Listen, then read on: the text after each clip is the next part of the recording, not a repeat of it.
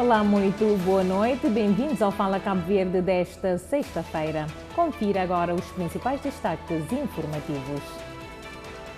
O uso de equipamentos de segurança no trabalho devem ser intensificados, alerta o especialista. O NTCCS denuncia precarização laboral e falta de diálogo social em Cabo Verde no dia 1 de maio. Preços dos combustíveis registram subida média de 4,4%, de acordo com a ARME.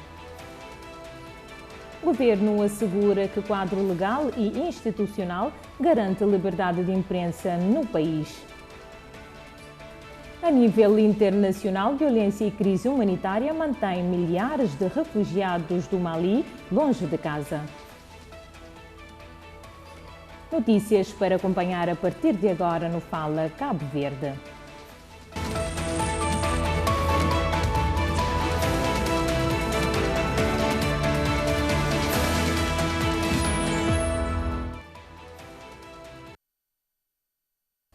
Damos início ao jornal deste 1º de maio com destaque para a economia. Os preços dos combustíveis foram atualizados hoje, registrando um aumento médio de 4,4%, de acordo com a Agência Reguladora Multissetorial da Economia. Apesar desta subida, o gás butano mantém-se inalterado, com o mesmo preço praticado no mês anterior. De acordo com a Agência Reguladora Multissetorial da Economia, a nova tabela dos preços dos combustíveis já está em vigor. Sendo assim, a gasolina passa a ser vendida a 151 escudos e 10 centavos por litro, o gasóleo normal a 126 escudos e 90 centavos a litro, o gasóleo para a eletricidade a 96 escudos e 90 centavos a litro e o gasóleo para a marinha a 90 escudos e 60 centavos a litro. Já o petróleo passa a ser vendido a 160 escudos e 60 centavos a litro, o fuel 380 passa a custar 69 escudos e 30 centavos a quilo e o fuel 180 a 72 escudos e 40 centavos a quilo. Por seu turno, o gás butano mantém-se a 144 escudos e 30 centavos a quilo a granel, sendo que as garrafas de 12,5 kg vendidas a 1.804 escudos, as de 6 quilos a 866 escudos, as de 3 quilos a 411 escudos e as de 55 quilos a 7.937 escudos. Os dados indicam que os preços médios dos combustíveis nos mercados internacionais utilizados em Cabo Verde aumentaram 2,41% entre março e abril. Assim, os principais motivos da subida dos preços do petróleo no mês de abril têm a ver com a escalada e persistência do conflito no Médio Oriente, com impacto direto na segurança do abastecimento energético global. No setor do turismo, os preços da oferta turística registraram um aumento homólogo de 7,3% no primeiro trimestre de 2026. Os dados foram divulgados hoje pelo Instituto Nacional de Estatística.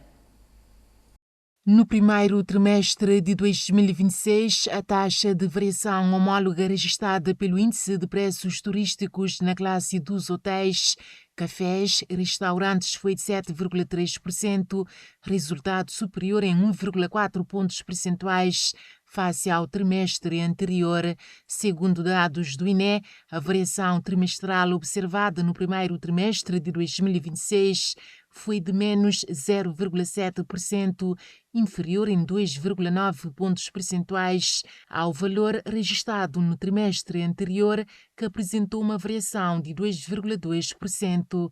No primeiro trimestre de 2025, esta variação tinha sido negativa e relativamente intensa, menos 2%, situando-se em 1,3 pontos percentuais abaixo da atual. Em todas as ilhas, registaram-se aumentos dos preços relacionados ao alojamento e restauração, sendo elas São Vicente, Boa Vista, Sal, Santo Antão e Santiago, com mais 10,2%, 7,8%, 6,8%, 6,7% e 3,7%, respectivamente.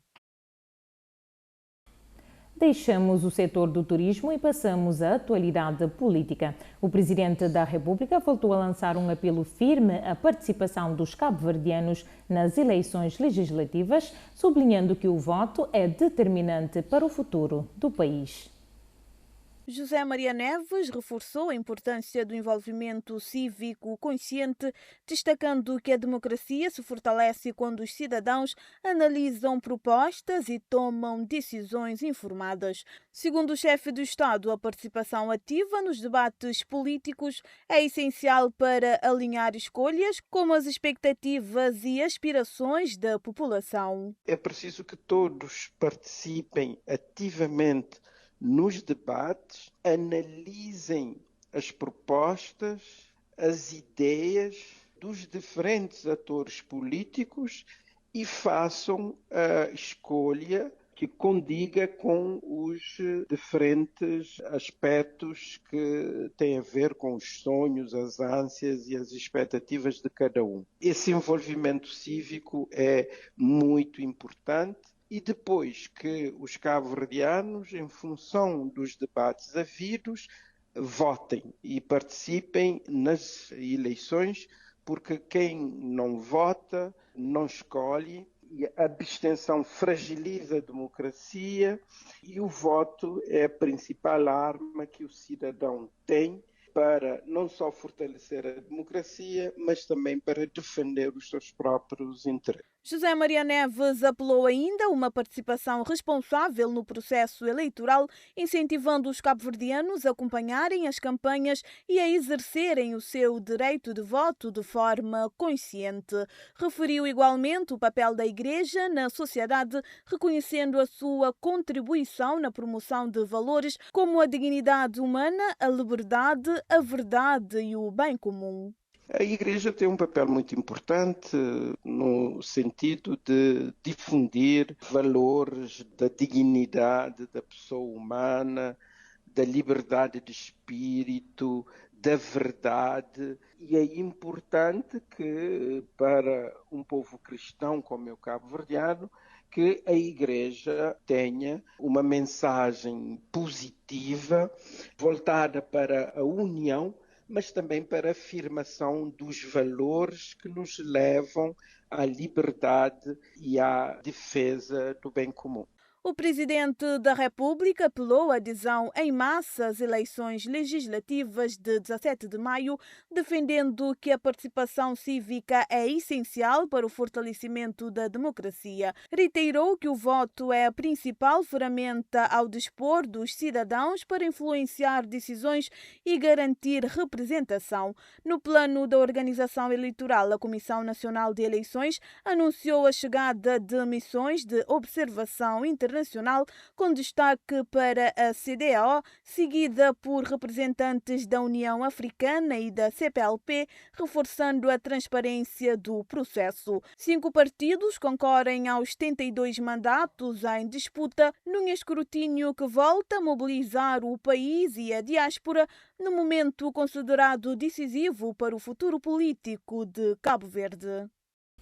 Estamos em plena campanha eleitoral, um período sensível que pode ser marcado por possíveis pressões sobre os jornalistas. Perante este cenário, o presidente da JOC, Jeremias Furtado, deixa uma mensagem de força e resiliência à classe. Num contexto marcado por um novo ciclo eleitoral em Cabo Verde, o presidente da JOC destacou a importância do compromisso dos profissionais da comunicação social com o rigor, a imparcialidade e a ética. Jeremias Furtado afirmou que, apesar das pressões que tendem a intensificar-se neste período de campanha eleitoral, o papel do jornalista continua a ser o de informar com base em fatos, sem receio.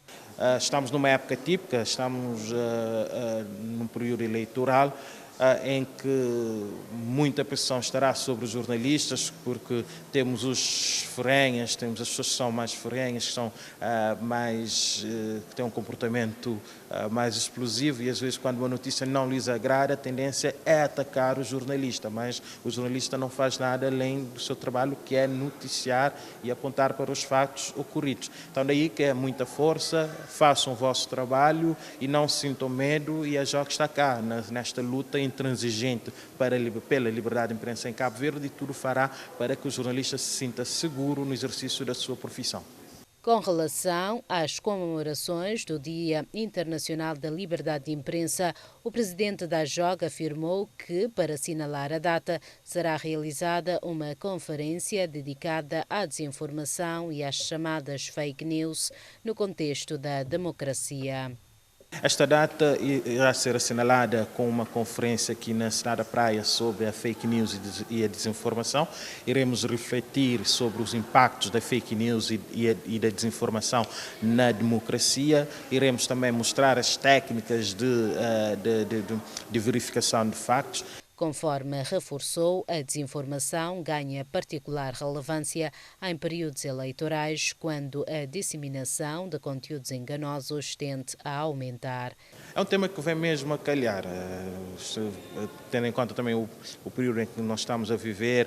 Vamos entrar num período em que muita gente vai começar a espalhar informações na internet, muita gente vai começar a trazer informações para ludibriar, para confundir a opinião pública, e também vai ao encontro a um projeto, a Civ Effect, em que a JOC está associada juntamente com a Universidade de Cabo Verde, com a ARC, com o PNUD, e estaremos aqui a conversar sobre este projeto Civ Effect e aproveitar o período em que nós estamos a viver e a comemoração dos 3 de maio e refletir sobre este tema que é muito importante para o jornalismo.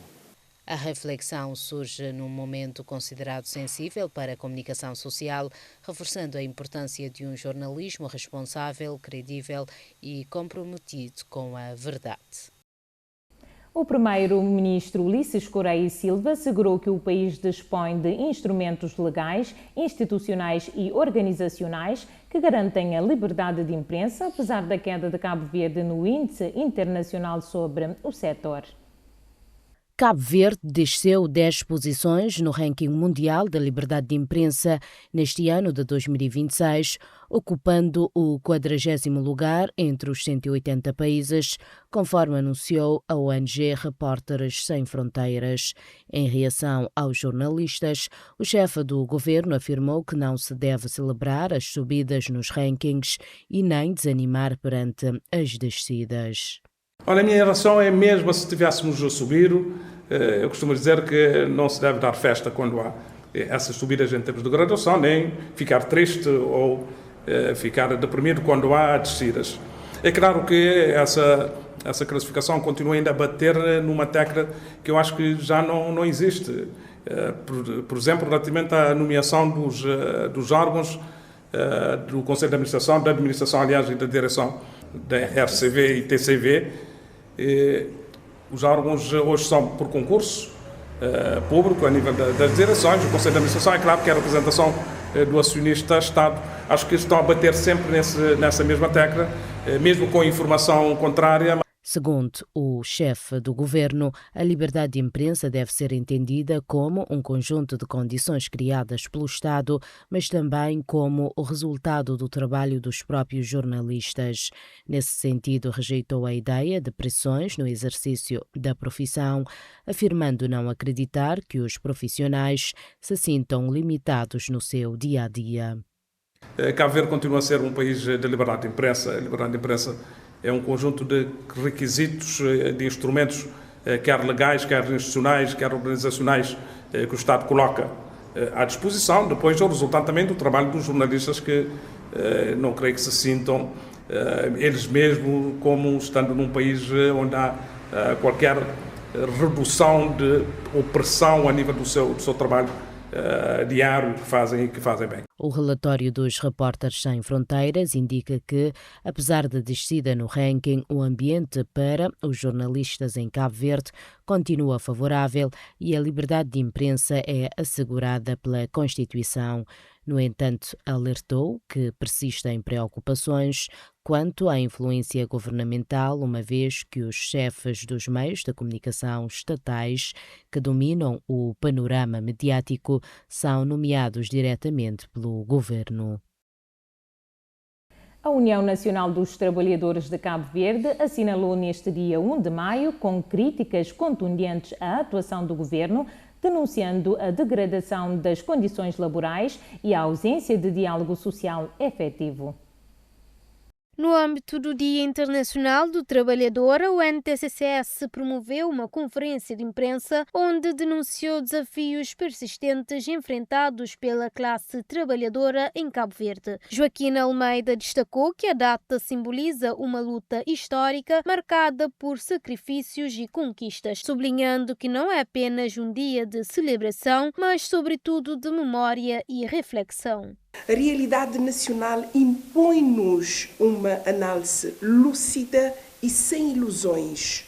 A luta pela dignificação da classe trabalhadora em Cabo Verde continua a ser dura, desigual e muitas vezes marcada por uma ausência preocupante de reconhecimento por parte de quem governa.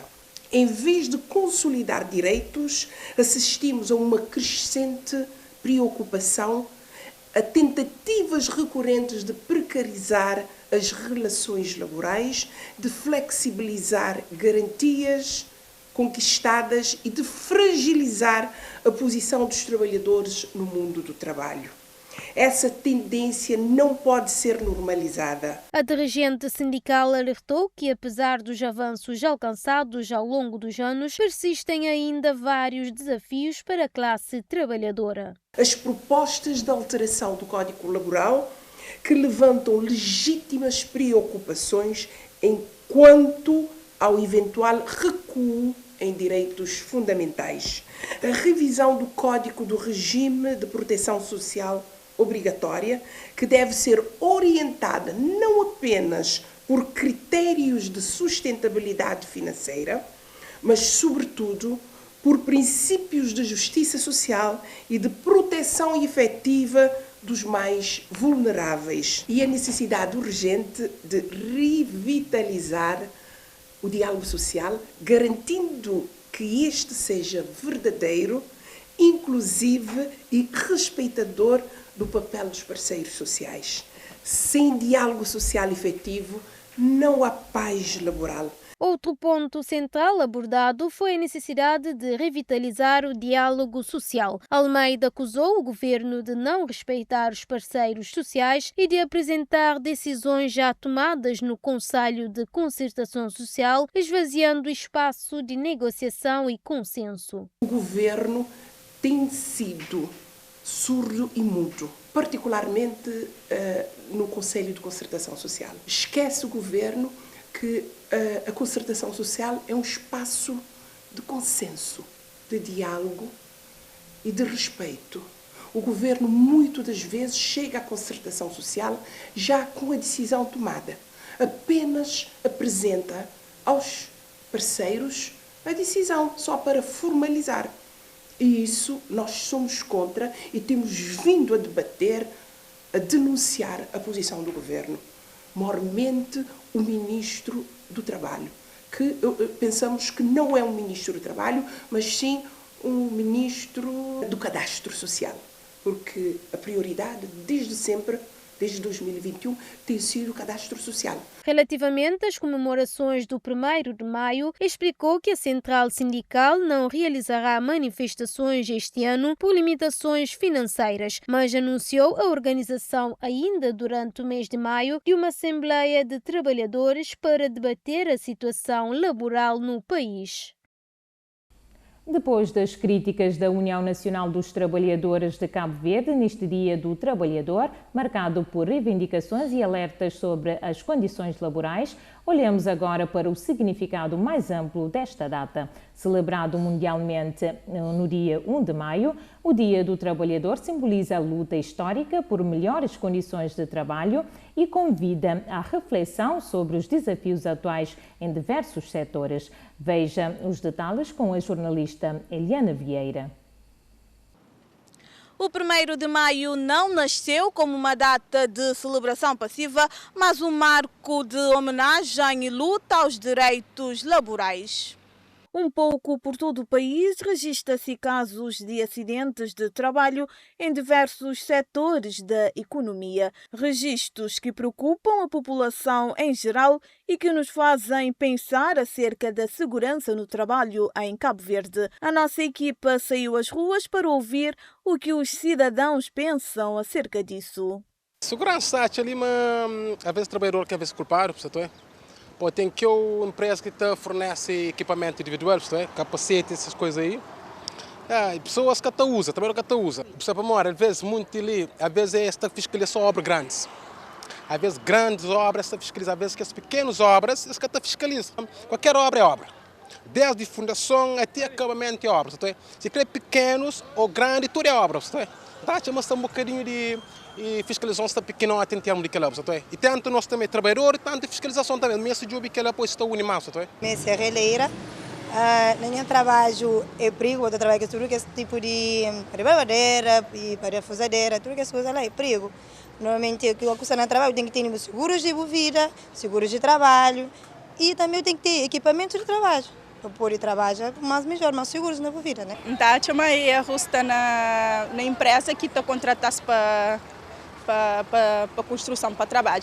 Então, tinha uma cara empresa, mas devia ter uma segurança, equipamento, mas é apropriado para a coisa, porque a vida de pessoas está em risco. Se você aceitou trabalhar numa área, tem que aceitar os exigimentos ou as regras impostas pelo trabalho que você está a fazer. A proteção do trabalhador cabo-verdiano vai além do equipamento físico, reside na eficácia da fiscalização e no cumprimento rigoroso do Código Laboral. Silvino Fernandes é advogado e antigo inspetor-geral do trabalho. O mesmo compartilhou com a nossa equipe a sua visão acerca da evolução das políticas para a proteção dos trabalhadores e a sua preocupação quanto aos diversos desafios enfrentados pelos trabalhadores nacionais. Previsão logo no começo, do ponto de vista, alguém está falando, quem analisa, manta hoje, mas não retrocede do ponto de vista da garantia. Então, eu vou explicar direito para que fazer confusão. Então, eu não retrocede do ponto de vista da garantia, por quê?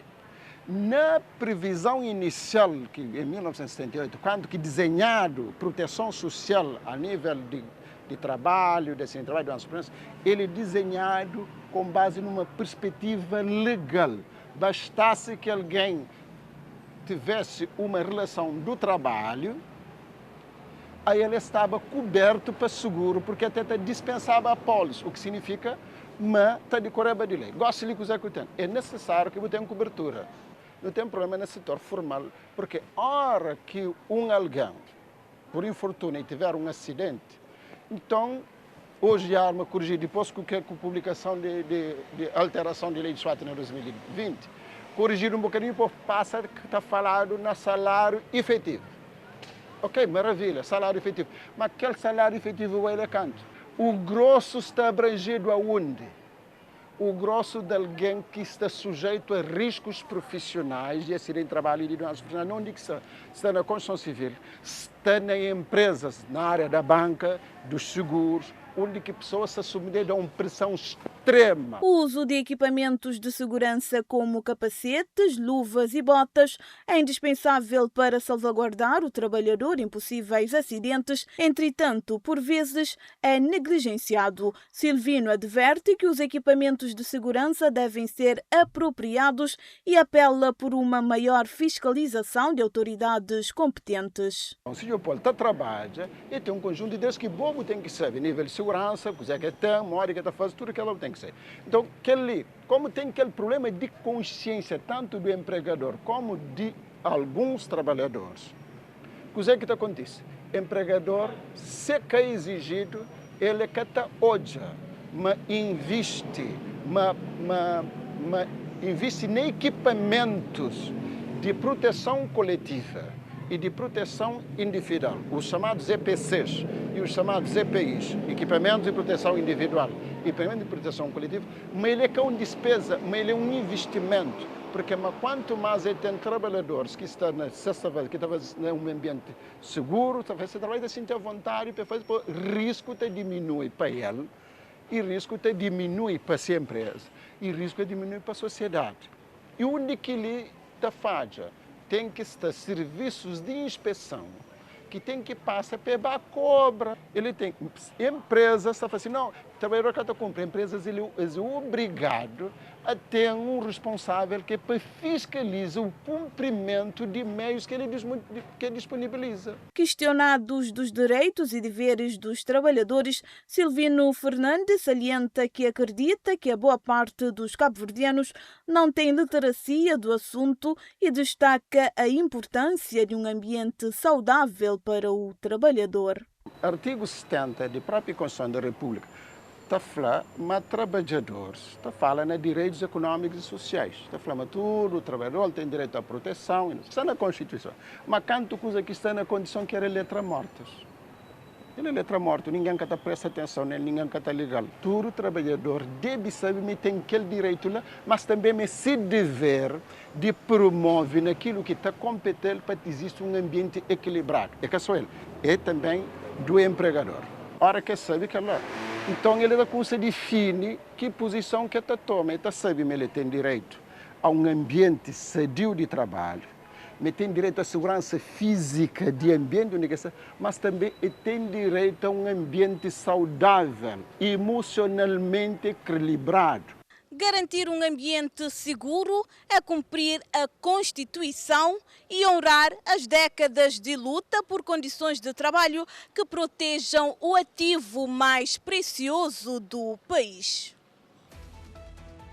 Tempo agora para uma curta pausa, mas fique conosco que já voltamos com mais notícias do país e do mundo. A Associação Bons Amigos promove campanha de castração para o controlo dos animais e reduzir números de cães e gatos errantes. A nível internacional, o Irão ameaça resposta dolorosa se Estados Unidos da América retomarem ataques e diz que nova fase está se formando.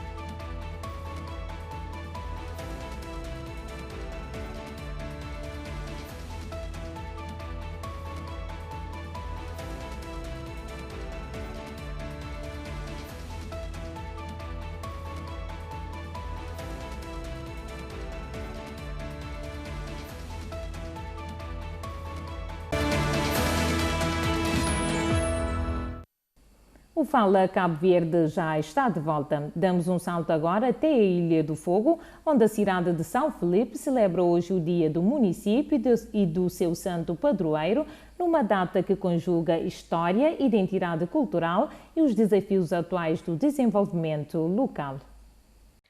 O município de São Felipe, na Ilha do Fogo, celebra hoje o seu dia, bem como o do Santo Padroeiro, que dá nome à cidade numa data marcada pela valorização da sua história e identidade cultural. Com uma área de 391 km², São Felipe é o maior município da ilha, representando mais de 3/4 do território do Fogo e cerca de 9% da superfície nacional. É também a principal porta de entrada e saída da ilha, acolhendo o porto e o aeródromo. Criado em 1992, na sequência da divisão do antigo Concelho do Fogo, o município integra um percurso administrativo que viria a dar origem mais tarde aos municípios dos Mosteiros e de Santa Catarina do Fogo. A cidade de São Felipe, sede do município, é o núcleo urbano mais antigo da ilha e o segundo mais antigo de Cabo Verde, depois da cidade de Vélia, tendo sido elevada à categoria de cidade em 1922. Dados recentes do Instituto Nacional de Estatística indicam que o município conta com 21.452 habitantes, representando 4,2% da população nacional e cerca de 62,2% da população da Ilha do Fogo. A estrutura etária revela uma população maioritariamente jovem. No setor da educação, a taxa de alfabetização é de 87% entre a população com 15 ou mais anos, com diferenças entre homens e mulheres. Entre os jovens, este indicador atinge 98,5%, refletindo avanços no acesso ao ensino. Apesar disso, persistem desafios, sobretudo no mercado de trabalho. A taxa de desemprego é de 6,3%, sendo mais elevada entre as mulheres, enquanto o desemprego jovem atinge 24,5%. A taxa de emprego fixa-se nos 41%, com destaque para a elevada incidência do trabalho informal.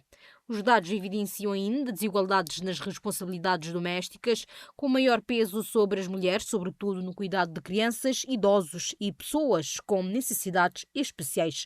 Em termos de condições de vida, a maioria das famílias tem acesso à eletricidade, água canalizada e instalações sanitárias. O acesso à internet atinge 84,5% dos lares, demonstrando avanços na conectividade. Nesta data simbólica, São Felipe celebra o seu percurso histórico, ao mesmo tempo que reflete sobre os desafios que ainda persistem no caminho para um desenvolvimento mais inclusivo e sustentável.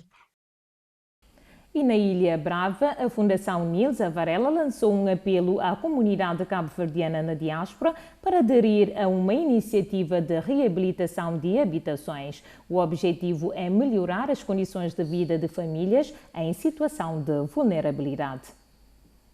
O cidadão cabo-verdiano António Varela, residente nos Estados Unidos da América e membro da Fundação Nilza Varela, explicou que a iniciativa pretende mobilizar imigrantes que possuem casas em Cabo Verde, muitas das quais se encontram desocupadas ou em estado degradado, incentivando-os a integrá-las num projeto de cariz social.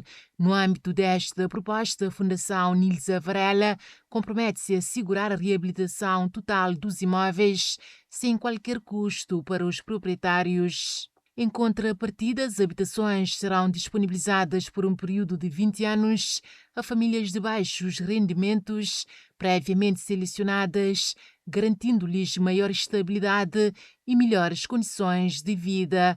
O responsável sublinhou que a iniciativa representa uma parceria com impacto real, permitindo simultaneamente a preservação do património dos imigrantes, a melhoria das condições habitacionais de famílias carenciadas e o reforço da solidariedade nacional. A Fundação Nilza Varela, organização sem fins lucrativos, tem vindo a desenvolver diversas ações sociais em Cabo Verde, com foco na mitigação da pobreza extrema. Falamos agora do reforço na saúde e na inclusão social. A Associação Lar Sénior de São Francisco Xavier tem vindo a destacar-se em Cabo Verde pelo seu trabalho na promoção da saúde e inclusão social e apoio aos idosos e grupos vulneráveis.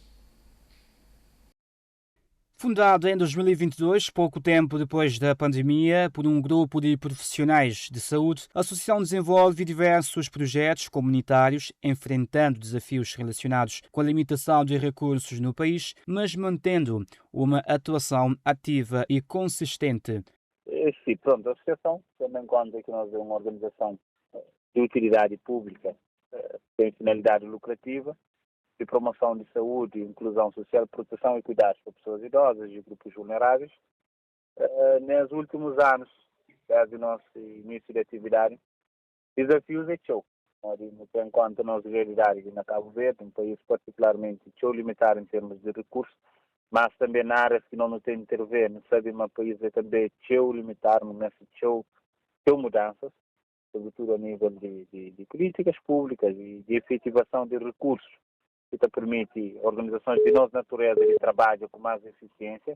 Entre as iniciativas em curso, destaca-se uma unidade de cuidados de saúde em São Felipe, que atende a comunidade local e bairros circundantes. A associação também implementa projetos de apoio ao transporte de idosos, facilitando o acesso a serviços essenciais. E projetos que não implementa seu projeto. Pode dar um exemplo assim, nós na Chara São Felipe não tem aquela unidade de atendimento e cuidados de saúde, que está servindo toda a comunidade a nível local e vários vizinhos. Também não tem um projeto de apoio a transporte, pronto, que ela sempre funciona através de viaturas que não tem disponível para apoio na mobilidade de idosos. E não tem uma forte atuação no campo de promoção da saúde e literacia. Saúde, de que pronto, através de planos de atividades anuais, não consegue desenvolver seu atividades. É claro, com parceria do governo, de câmaras, de associações e outros parceiros nacionais e internacionais. Além disso, ela promove atividades regulares de sensibilização, educação e alfabetização em saúde, contribuindo para a melhoria da qualidade de vida da população. E essa associação prepara-se agora para avançar com a construção de um centro de serviços de saúde mais estruturado que permitirá ampliar a sua capacidade de intervenção. E é isso, a associação está continuando a focar em ter um projeto para a construção de um centro de atendimento e cuidados de saúde na Chara São Felipe. Pronto, nós estamos a trabalhar permanente no sentido de não relançar o projeto. E brevemente bem ter um centro de raiz com mais condições e com melhor capacidade de intervenção, tanto a nível da saúde comunitária, mas também a nível da proteção e cuidados para idosos, e também de reforço aquilo que não está fazendo, que é promove a saúde e a inclusão social.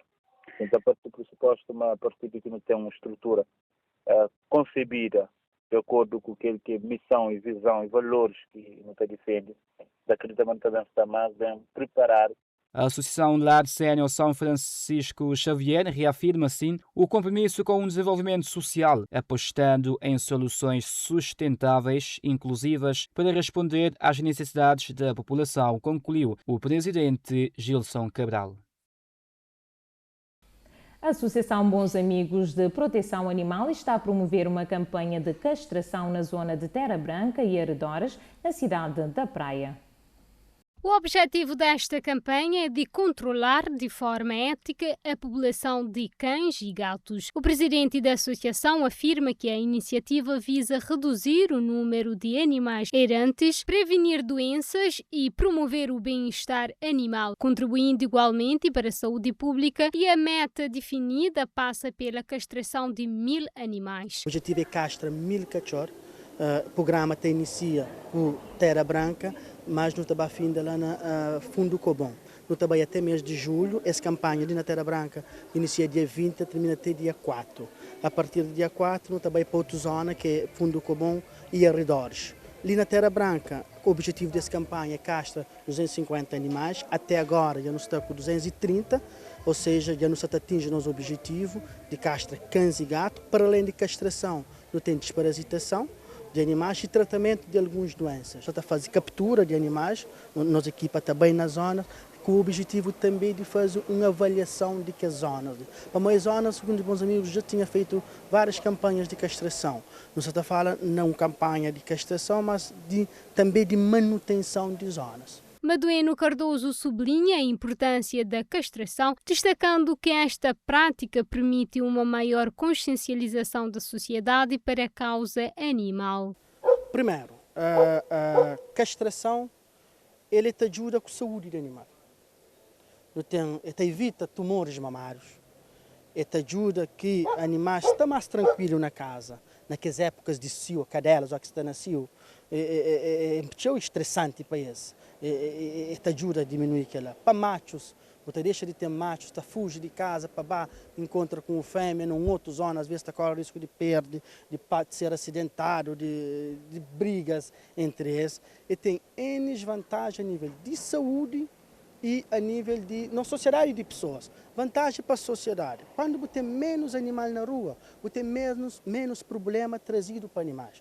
Menos cachorro tabaco para o contentor, menos número de parasitas, pulga, carapate e zoonoses que circula na rua. Você tem uma sociedade que consegue, sabe, controla melhor problemas que os animais produzem. Vamos ter muito menos animais. O responsável aponta ainda os desafios enfrentados pela associação e apela à intervenção das autoridades competentes para reforçar o apoio às ações desenvolvidas. O principal desafio é tornar Bons Amigos sustentável, garante que todo animal na cidade da praia, por exemplo, e que precisa de apoio, tem um lugar onde possa levar. Bons Amigos, esse ano está no creme, cria um sistema de emergência canina e felina. Para que pessoas, de noite, se esse cachorro tiver um acidente, para saber onde está levado. E é importante que pessoas tenham lugar para ser acudidos, e animais, principalmente aqui em tempo de aflito. Bons Amigos gostam de trabalho de 9 horas até 5 horas da tarde, mas no que alarga nosso período de trabalho para 24 horas. Para não receber urgências e para que ela tem custos e não está fazendo um apelo ao governo, à Câmara Municipal de Praia que ajudaram nessa luta. A Associação Bons Amigos refere que, ao longo de 25 anos, tem identificado os animais castrados através de tatuagem ML, que significa nova vida, colocadas na barriga dos cães e nas orelhas ou barriga dos gatos. A organização está agora a finalizar um sistema interno de registro que permitirá controlar com precisão o número de animais tratados e por tratar.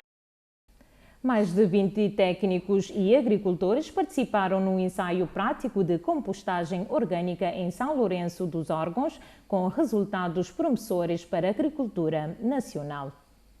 No âmbito do projeto de cooperação Sul-Sul, FAO-China-Cabo Verde, o país registrou mais um avanço na capacitação técnica agrícola. A iniciativa envolveu técnicos de INIDA e de delegação do Ministério da Agricultura e Ambiente, além de agricultores locais, numa formação prática conduzida por um especialista chinês. O ensaio de compostagem orgânica demonstrou os resultados expressivos, com a produção de cerca de 3,3 metros cúbicos de fertilizante, equivalente a 1,6 a 1,8 toneladas. A qualidade do composto relevou o teor da matéria orgânica superior a 40%, cumprindo também todos os parâmetros internacionais de segurança, incluindo níveis adequados de pH, ausência de metais pesados e correta higienização. Testes realizados em culturas como batata doce, cana-de-açúcar e milho confirmaram ganhos diretos na produtividade. Além disso, o uso destes fertilizantes orgânicos contribui para a melhoria da saúde do solo, aumentando a resistência em condições de seca. A iniciativa reforça a aposta numa agricultura sustentável e resiliente, preparando agricultores e técnicos para enfrentar os desafios climáticos e garantir uma produção mais eficiente e duradoura no país.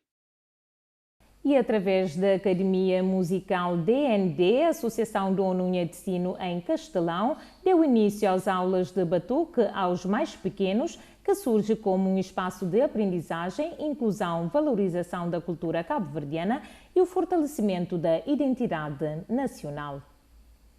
Estruturada nos pilares da saúde, segurança e educação, a Associação do Nunha Destino implementou um projeto que visa preservar uma das mais importantes expressões culturais de Cabo Verde e, sobretudo, afastar as crianças da criminalidade, incentivando-as a valorizar as suas raízes culturais.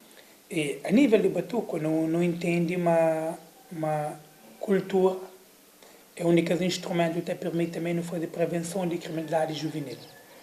Principalmente, a gente fala a nível de crianças, que nós sabemos que é o único público muito mais vulnerável para entrar no mundo do crime e pelo fato também essa não fase bastante complicado que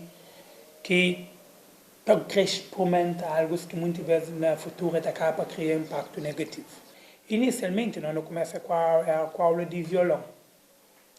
Mas não basta reparar, mas a nível do batuque tem um impacto muito mais rápido e meninos gostam muito mais. Hoje é uma batuque sem amada. Na comunidade está cantando não é aquela emoção ou aquele brilho que meninos têm a nível de batuque. E nós no início nós começamos com a aula de batuque com a Ineda Sen, que é o grupo nós erramos, então que dá todo o suporte para nós começar nosso grupo de batuque, que nos dá o nome de Batucadeiras Mirim de Nunha Destino.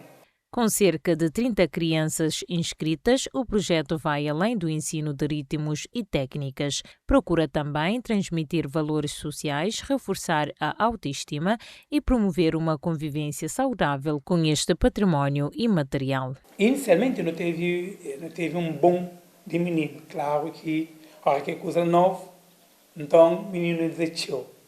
Então não acaba para não montar aquela. E não teve uma resposta tão interessante, mas não teve meninos que aprendem batuque e pouco não hoje menino. Praticamente 2, 3 anos, 4 anos, mas tem aquele brilho que começa a participar, então dá-nos cada vez mais vontade e força para não continuar naquela. E por outro lado também, pelo fato que a informação acadêmica, que acaba também para dar muito mais brilho para me formar na gestão de patrimônio cultural. E eu trabalho no Instituto de Patrimônio Cultural, na Gabinete de Educação Patrimonial. Então, ele acaba a casar algo tão interessante que acaba para ajuda no nível de valorização do patrimônio material que é Batuque. Então, cada vez mais não entende, mas aquele é onde que é aspecto tão importante na comunidade. Para nós sabemos que todo bairro tem iniciativas, especialmente do Batuque. E ao longo do tempo, não hoje, mas começa a perder força. Por hoje, a nível de chaveta, hoje tem chavetas, tem vários tipos de chaveta, que não é um adaptado, que não faz mais para meninos, que a nível de preço é muito mais barato. E hoje tem 500 escuro, depende muito, e é muito mais fácil também fazer aquilo na comunidade. Então, que para nós é permitido ainda, não fomenta mais. Num ambiente dinâmico e educativo, a nossa equipa teve ainda a oportunidade de vivenciar o batuque, partilhando este momento com o presidente da associação. Para Admilson Mendes, investir na cultura é investir no futuro, criando oportunidades de desenvolvimento artístico, social e humano. A iniciativa conta com o financiamento do programa Bacultura do Ministério da Cultura e Indústrias Criativas, reforçando o compromisso com a preservação e valorização da cultura nacional. Uma iniciativa que reforça a importância de preservar e transmitir às novas gerações as tradições cabo-verdianas, promovendo a cultura e o fortalecimento da identidade nacional através da música e do batuque.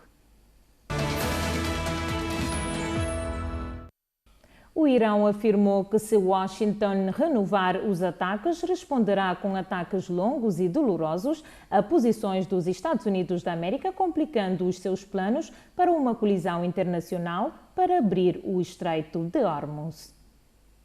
2 meses após o início da guerra, que começou com ataques israelenses e norte-americanos contra o Irão, o canal marítimo vital continua fechado bloqueando 20% dos suprimentos mundiais de petróleo e gás. Isso fez com que os preços globais da energia subissem e aumentou as preocupações sobre os riscos de uma desaceleração econômica. Os esforços para resolver o conflito chegaram a um impasse com o cessar-fogo em vigor desde 8 de abril, mas o Irão ainda bloqueia o estreito em resposta a um bloqueio naval dos Estados Unidos da América às exportações de petróleo do Irão, a salvação econômica do país. Qualquer ataque dos Estados Unidos da América ao Irão, mesmo que limitado, dará início a ataques longos e dolorosos a posições regionais dos Estados Unidos da América, disse uma autoridade de alto escalão da Guarda Revolucionária.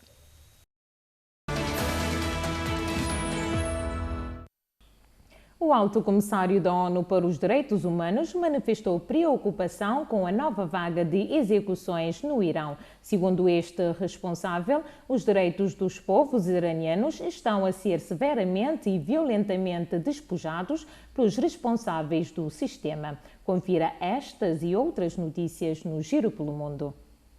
Desde o início da guerra e os ataques israelo-americanos a Irão em 28 de fevereiro, pelo menos 9 pessoas foram executadas em conexão com os protestos de janeiro, 10 por filiação a Mahamat e grupos de oposição e 2 também por acusações de espionagem, informou o Gabinete dos Direitos Humanos da Organização das Nações Unidas. O alto funcionário da ONU apelou às autoridades iranianas para que ponham termo às execuções enquanto travam a pena de morte e libertem as pessoas que foram detidas arbitrariamente. Segundo o mesmo, um grande número de pessoas continua em risco de pena de morte devido à interpretação generalizada do conceito de segurança nacional no Irão. As estimativas sugerem que mais de 4.000 pessoas foram detidas por razões relacionadas com a segurança nacional desde o final de fevereiro. Muitos detidos desapareceram, foram submetidos a torturas ou enfrentaram a encenação da execução de sentenças de morte. As minorias estão particularmente em risco. Operações de busca e resgate estavam em andamento no oeste do Uganda nesta quarta-feira, após um barco naufragar no rio Unguça com pelo menos 20 pessoas mortas. Mais de 30 pessoas estavam a bordo quando a embarcação afundou. 8 sobreviventes foram encontrados e estão recebendo tratamento médico. As autoridades pediram que os familiares das vítimas se apresentem. A Polícia Marítima do Distrito de Kigadi iniciou uma investigação para apurar as causas do acidente. Segundo as autoridades, os possíveis fatores incluem sobrecarga, navegação noturna e as condições da embarcação. Segundo relatos da mídia, a canoa de fabricação local que virou estava carregada com sacos de carvão. A região registrou diversos acidentes náuticos nos últimos anos, particularmente no Lago Vitória. Centenas de pessoas morreram quando uma balsa de passageiros afundou no lado tanzaniano do lago em 2018. A junta militar governante em Burkina Faso reforçou a segurança na capital Ouagadougou após ataques coordenados em seu vizinho e aliado Mali, disseram fontes de segurança à AFP nesta quarta-feira.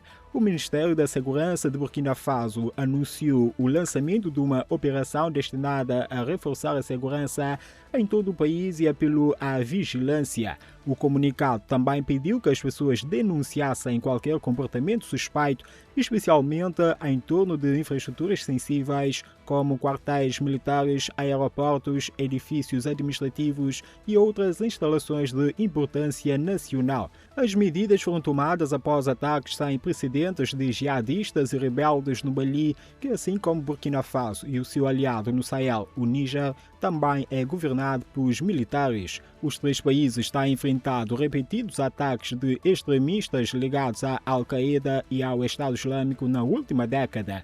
Uma fonte militar de Burkina Faso afirmou que o exército estava em estado de alerta. A junta militar do Níger cancelou na quarta-feira os tradicionais desfiles de 1º de maio em todo o país por motivos de segurança. O governo da Costa de Marfim, que faz fronteira com o Mali e Burkina Faso ao sul, Brasil afirmou que as suas fronteiras estavam seguras, mas que se esperava um fluxo de refugiados como resultado dos ataques no Mali. Centenas de pessoas saíram às ruas da capital do Chad para exigir libertação do líder da oposição Masra. O político está detido há quase um ano, num caso que continua a gerar controvérsia no país. Na capital N'Djamena, centenas de apoiantes reuniram-se para marcar o aniversário do principal partido da oposição e pedir a libertação do seu líder, Masra. A manifestação, organizada pelo partido Os Transformadores, juntou sobretudo jovens que, sob temperaturas elevadas, exibiram cartazes e palavras de ordem contra sua detenção. Masra, um dos mais destacados críticos do presidente Mahamta Idriss Déby, encontra-se preso há quase um ano. Em agosto passado, foi condenado a 20 anos de prisão por acusações que incluem discurso de ódio, xenofobia e a incitação à violência relacionadas com confrontos intercomunitários que causaram dezenas de mortos. Durante o protesto, dirigentes do partido denunciaram o que consideram uma injustiça, afirmando que o líder opositor está a ser punido por representar as aspirações de mudança de grande parte da população. Além disso, pediram a libertação de outros membros da oposição recentemente detidos. Economista de formação, Masra chegou a ocupar o cargo do primeiro-ministro antes das eleições presidenciais de 2024, nas quais enfrentou Déby. Apesar de ter ficado em segundo lugar, contestou os resultados. A situação levanta preocupações sobre o espaço político no país e o futuro da oposição no Chad, num contexto de crescente tensão e contestação popular. Na Mauritânia, milhares de refugiados malienses vivem à espera de um futuro incerto. Fugindo da violência no seu país, muitos ainda sonham com o regresso à casa, mas a paz parece distante. Na cidade fronteiriça de Fassala, na Mauritânia, o desejo de regressar ao Mali une milhares de refugiados que fugiram de violência persistente no Sahel. Desde 2012, conflitos envolvendo grupos jihadistas, forças governamentais e aliados estrangeiros têm forçado populações inteiras a abandonar as suas casas. O campo de Mbera, localizado a cerca de 50 quilómetros da fronteira, acolhe atualmente cerca de 120 mil refugiados malienses.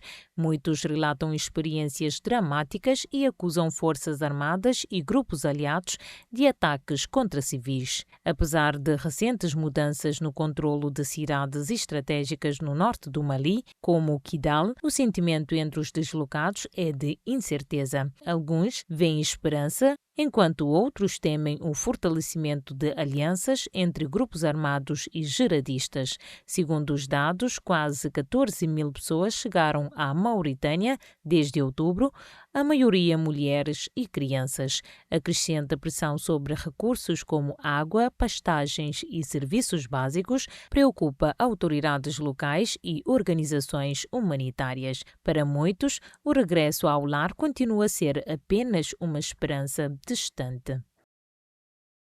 O Observatório da Venezuela de Prisões denunciou mais uma morte em prisões do país, elevando para 10 o número das vítimas mortais em estabelecimentos prisionais em menos de 2 semanas.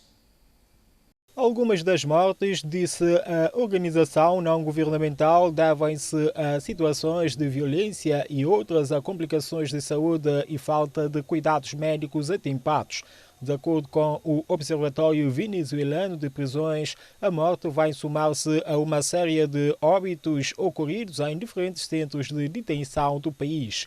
Embora as causas imediatas variem, o resultado é o mesmo, disse o Observatório. Trata-se de pessoas que morrem sob custódia do governo em condições de detenção que não garantem a vida nem a integridade física.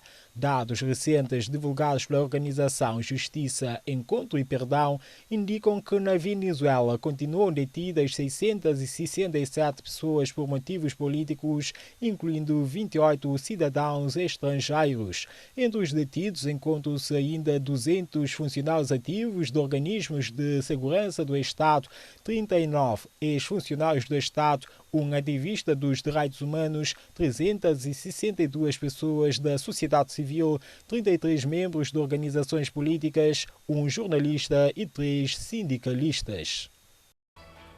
Terminamos assim mais uma edição do Fala Cabo Verde. Fiquem bem e tenham uma excelente noite.